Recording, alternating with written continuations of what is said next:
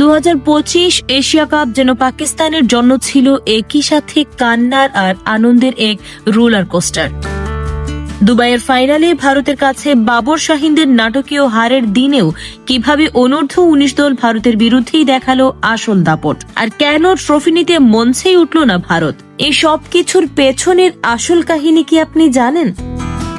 Dubai স্টেডিয়ামে senior দলের ফাইনালে সাহেবজাদা ফারহান আর ফখর জামানের দুর্দান্ত শুরুর পরেও কুলদীপ যাদবের স্পিনে তাসের ঘরের মতো ভেঙে পড়ে পাকিস্তান। অল আউট হয় মাত্র 146 রানে, আর শ্বাসরুদ্ধকর ম্যাচটি 5 উইকেটে জিতে নেয় ভারত। মাঠের উত্তাপ গড়ায় মাঠের বাইরেও, যেখানে হ্যান্ডশেক বিতর্ক আর এসিসি প্রধান মোহসিন নাকবির উপস্থিতির কারণে ভারত ট্রফি প্রেজেন্টেশন পর্যন্ত বয়কট করে। কিন্তু মুদ্রার উল্টো পিঠে অনূর্ধ্ব-19 এশিয়া কাপে ঠিক এর প্রতিশোধটাই নিল পাকিস্তানের যুবারা। সমীর মিনহাসের 113 বলে দানবীয় 172 রানের ইনিংসে ভর করে পাকিস্তান তুলে 347 রান এবং ভারতকে মাত্র 156 রানে গুড়িয়ে দিয়ে 191 রানের বিশাল জয়ে শিরোপা ঘরে তুলে।